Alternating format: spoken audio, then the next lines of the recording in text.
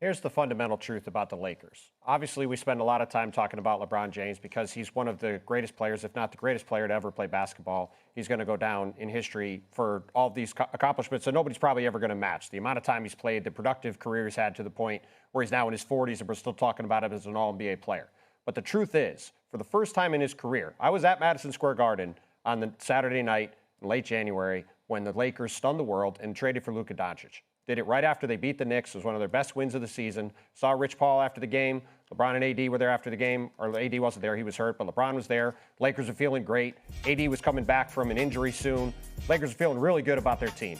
The moment the Lakers made that trade, the LeBron James era in Los Angeles ended, and the Luka Doncic era began. And everything they've done since then has been geared toward having a team built around Luka Doncic. 3 or 4 days later, they made a trade for Mark Williams to get Luka Doncic, the lob threat center that he has had so much success with in his career. Now, they immediately rescinded that trade because they didn't like the physical on Mark Williams and said we didn't want to actually get him anymore. But the action there was clear. We want to get a piece that fits with Luka Doncic going forward. That is the priority for what the Lakers are trying to do. What they have done since then is, again, to look forward to 2026 when Luka Doncic will either be a free agent on July 1st of 26 or he will have extended his contract on August 2nd, a month from now. So everything we're talking about here with LeBron, to Brian's point, the fact he's on an expiring contract, that's the best thing that the Lakers could have because what matters to them is making sure Luka Doncic has his priorities set, not LeBron James. The New York Knicks have been chasing a superstar for decades. They've seen names like Durant, Curry, Giannis all slip away. But LeBron James? That's the kind of name that doesn't just fill Madison Square Garden, it electrifies it. And the deal on the table? It's bold. The Knicks would receive LeBron James and Bronny James. The Lakers would get Josh Hart, OG Anunoby, and a first-round pick. On paper, it's clean. The Lakers get youth, defense, and a future draft asset. They swap an aging legend for 2 elite role players who fit perfectly with their new vision, building around Luka Doncic, the young star they've committed to. But to the fans, to LeBron loyalists, this is betrayal. If he wanted to be traded, is there even a market for him at this point? You know, to be sensitive to LeBron, who's considered one of the greatest of all time, there isn't, and here's why, Dan. He's making $53 million. He's in his last year of his contract. He's 40 years old, and I talked to numerous teams yesterday and asked that same question. Would you give up basically the farm, and basically you'd have to give up 4 or 5 players to go get LeBron James for 1 year? And the unanimous answer was no, they wouldn't. Now, the stakes change a lot if LeBron James ever became a free agent and did some type of buyout in Los Angeles. There you would have 29 teams lined up for him. But from a trade perspective, and here's a hypothetical, his former team, the Cleveland Cavaliers, who are in this second apron and have spent a lot of money, they would basically have to trade about 6 players, Dan, just to go out and get him for 1 year. And as one team In Los Angeles, the King's crown is slipping. A dynasty that once promised glory now teeters on the edge of collapse. LeBron James, the man who brought the Lakers back to relevance, the man who carried purple and gold on his back, is no longer smiling in the locker room. And this time, it's not just about him. It's about family. It's about Bronny. It's about power. Because behind closed doors, the James family just sent the Lakers a message that could change the entire NBA. Trade us or lose us. The rumors started as whispers, a leaked conversation here, a cryptic social media post there. But now, the whispers have turned into sirens blaring across the league. LeBron James is no longer all in with the Lakers. He's no longer guaranteeing loyalty, and he's not alone. His son, Bronny James, the rookie phenom everyone's watching, is part of the package. This isn't just a player making a trade request. This is the king and the prince walking into the royal court and demanding the kingdom's future. League insiders claim that LeBron's camp privately approached Lakers management with one chilling message. Either commit to building the roster our way, or send us somewhere that will. And the preferred destination? The one city with lights bright enough to rival Hollywood, New York. Bronny James, you kind of in a similar situation. What do you think his future look like?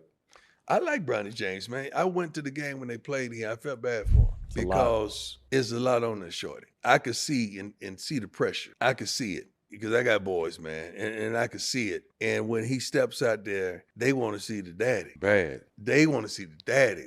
They ain't checking for Bronny. They want to see the daddy, and Bronny is coming. He may not get there as quick as his father arrived, but he's coming. And one thing about my kids, and you guys have done the same, and I've seen this. I told my kids, you don't have to be me, man, but I need you to be the best you. That's it. You could be. That's my deal with my shorties. You can't be me. God has graced me and gifted me and just separated me and set me aside. But give me the best you. Don't half step with me. Give me the best you every day. And it's sad that when they look at that young man, they trying to see Bron, dog. Yeah. That's hard, man. That's one of a kind. And I feel bad for him in that aspect, but I think he's coming. Yep, I think he'll be fine too. But I will say this. Bronny's a prospect. Number one, I'm glad he's healthy. I think he should be in the G League. He's not ready to play in the NBA right now. And it's expected he will spend. And he should be in the G League because he's not ready to play in the NBA first and foremost. But secondly, there's going to be some guys coming for his head. And he's not ready because he's really a tweener. He's a point guard, two guard. His probably best attribute right now is being a defender. But I think to take the pressure off him and let him get better as a player. Behind the scenes, Lakers locker room vibes have been tense. Reports say LeBron has grown frustrated with the team's 1 foot in, 1 foot out approach, trying to contend now while also planning for a rebuild. That split focus? LeBron's never been about it. And Bronny? The rookie's minutes have been inconsistent. Some games he gets the spotlight. Others, he's riding the bench. For LeBron, that's not just coaching strategy.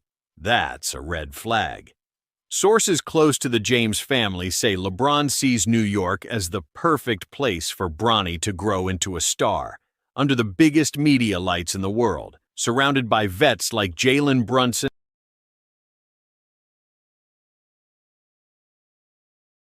I want to sit up here on national television. As a matter of fact, I'm going to do something I normally don't do, Wendy. I'm going to stand for this. Oh, okay. Uh-oh. He's fired up today. And I'm going to make a proposal to LeBron James. Oh, God. To virtually guarantee him a trip to the NBA Finals, if not a championship. This is the move. Now, if LeBron James wants to put himself in position to win a championship, get traded to the New York Knicks. Center stage, Madison Square Garden, the Mecca. You see that defense? LBJ, baby, what's up? It's orange and blue skies, baby. Let me tell you something right now. I know you're a billionaire already, but damn it, that dude Dolan, no matter how bad he can be in other areas, he know how to make you money. Kevin Durant made that mistake by not coming to Madison Square Garden. He went to Barclays Center in Brooklyn. LeBron James, what's up? You talk about championship, baby. The Eastern Conference, Giannis, and Jason Tatum and Jaylen Brown in Boston? The moment word of the ultimatum leaked, the league exploded. Talk shows ran non-stop segments. Analysts screamed over each other. Former players took sides. Some said the Lakers should never bow to a player's demands, not even LeBron James. Others argued the Lakers have no choice, because if LeBron walks for nothing in free agency, the franchise loses everything: his production, his star power, and Bronny's marketability. And in New York, the streets buzzed. Fans began designing mock Trade James LeBron, number 6 get a bunch Knicks of picks, jerseys. maybe get some Social rotational media guys, lit up have with sort dream of an lineups, identity because you don't imagining have one LeBron now. dishing alley-oops to his son under the garden lights. Inside the Lakers' front office, the debate is tearing decision-makers apart. On one side is the old guard, executives who believe the Lakers brand is bigger than any one player, who see OG Anunoby and Josh Hart as perfect fits for a tough defensive identity alongside Luka Doncic. On the other side are the LeBron loyalists, the ones who understand that stars like him don't come around often, that you never trade away the most recognizable player in the game, even at 40 years old. The arguments are heated. The phone calls are constant. Every hour that passes without a decision feels like another fracture in the team's foundation. This is more than just a trade rumor. This is a question of legacy. LeBron James has built his career on controlling his destiny, from the decision in 2010 to returning to Cleveland to building a Hollywood chapter in LA. But this could be his final move. A swan song in the world's most famous arena, playing alongside his son, rewriting the end of his story. If he stays and the Lakers stumble, his final years could be defined by frustration.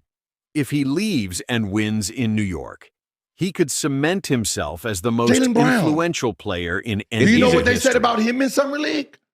He was the third pick in the NBA draft. The third pick in the NBA draft. The first 3 games, just like Bronny. Bronny was 6 for 26. Jaylen Brown was 5 for 26 from the field in his first 3 games in Summer League. He's fine. That's a good upside. He's fine. That's a good upside. Man, no one bashed him, and he was the third pick in the NBA draft. No. LeBron, as always, knows how to play the media game. A cryptic Instagram post of him walking out of the tunnel, the caption reading, "Decisions, decisions." A smiling photo of Bronny in a Knicks-colored tracksuit posted with no explanation. The message is clear. They have options. Yet in every press conference, LeBron remains diplomatic. He praises the fans. He praises his teammates. But when asked about his commitment to the Lakers, he says just enough to keep everyone guessing. About the greatest, you want to talk about what our minds should think of when we think of an NBA basketball player? LeBron on the stage. Nobody has been and had more pressure on him to succeed than LeBron James. And when Kobe got drafted, Kobe was great, without a doubt, top 5. When he got drafted, he came out like number 13, number 14. LeBron James came out number 1, bro. Kobe Bryant averaged like 6, 7 points his first year at 18 years old. LeBron James averaged 20 points, 5 fucking assists, and 5 rebounds. LeBron he doesn't see the game how you see it. LeBron is like literally playing chess with you. Like, no, this is how this works. Ball in my hand, I'm on the block. This is all y'all can do. Y'all have to send the double on me, otherwise I'm gonna kill this man. I just put him past, I told you, Shorty just passed Mike on my list for the greatest. LeBron James is that guy. He always been that guy, and he's still that guy, and it's 21 years later. Training camp is weeks away. The Knicks are ready to pounce. The Lakers are running out of time. Do they bet on Luka Doncic, OG Anunoby, and Josh Hart to build the next dynasty? Or do they cling to the king and gamble that they can convince him and his son to see out their vision in Los Angeles? One thing is certain. Once this kind of ultimatum is delivered, there's no going back to business as usual. We are watching the NBA's ultimate power play unfold. Father and son, legacy and loyalty. The bright lights of Los Angeles versus the magnetic pull of New York. The Lakers thought they could balance the present and the future. LeBron and Bronny James just reminded them. In this league, the clock never stops ticking, and the king always makes the final move.